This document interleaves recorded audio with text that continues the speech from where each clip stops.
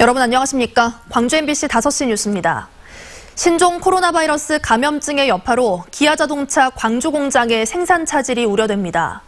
기아자동차 광주 공장에 따르면 중국에 진출한 국내 부품 협력사의 가동 중단이 장기화되면서 자동차 내부에 쓰이는 전선 부품 수급에 차질을 빚고 있습니다. 이에 따라 재고 물량이 점점 줄어들고 있어 내일부터는 봉고 트럭의 생산 라인이 가동을 멈출 것으로 예상됩니다. 기아자동차 광주 공장은 국내와 동남아 등에서 부품을 대체 조달하는 등 생산 차질이 최소화될 수 있도록 다각적인 대응 방안을 마련하고 있습니다. 신종 코로나 바이러스 확진자와 접촉한 사람들이 많아지면서 바이러스의 지역 전파를 막기 위한 방역 체계가 강화되고 있습니다. 광주시는 광주 버스터미널과 광주 송정역 등 지역의 관문을 중심으로 방역을 강화하고 열 감지기 설치를 추진하고 있다고 밝혔습니다. 시내버스 등에는 손 소독제가 설치되고 지하철 역사도 평소의 2배 수준으로 방역이 강화됐습니다. 한편 광주에 사는 20대 여성이 경기도 부천의 영화관에서 12번째 확진자 옆자리에 앉아 영화를 봤지만 2차례 바이러스 검사에서 음성으로 나오는 등 감시 대상 32명 모두 양호한 상태입니다. 광주 전남 지역 대학들이 신종 코로나 확산 방지를 위해 단체 행사를 취소하는 등 후속 대책을 내놓고 있습니다. 동신대는 졸업식과 입학식, 신입생 오리엔테이션을 모두 취소하기로 결정했고 지스트는 오는 14일로 예정된 학위 수여식을 보류했습니다.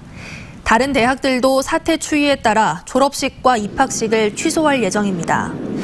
또 중국 특화대학인 호남대는 중국 유학생 970여 명에게 일단 2월 말까지 입국하지 말라고 통지했고 전남대는 교내에 선별진료소를 마련해 중국을 방문한 학생과 교직원들은 반드시 검진을 받도록 했습니다. 더불어민주당이 4.15 총선 후보에 대한 심사에 착수하면서 지역 정가의 긴장감이 높아졌습니다. 민주당 광주시당에 따르면 공천관리위원들이 지난 주말부터 광주 전남 지역구를 대상으로 민심 청취와 후보 평가 등을 진행하고 있고 중앙당 차원의 후보자 적합도 여론조사도 실시되고 있습니다. 이에 따라 후보들은 오는 20일쯤 발표될 예정인 민주당 경선 후보 명단에 이름을 올리기 위해 안간힘을 쓰고 있습니다. 민주당 경선 후보는 후보자 적합도 조사와 면접 등을 거쳐 선거구별 2~3명씩으로 압축될 전망입니다.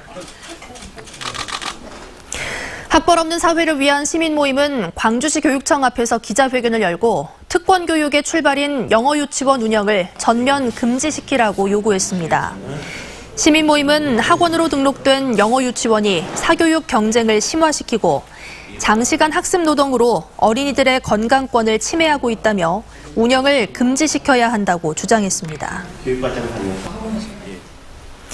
어제 오후 4시 20분쯤 영광군 군서면의 한 주택에서 불이 나 주택 절반을 태우고 40여 분 만에 진화됐습니다. 이 불로 방 안에 있던 89살 정모 씨가 대피하지 못하고 숨졌습니다.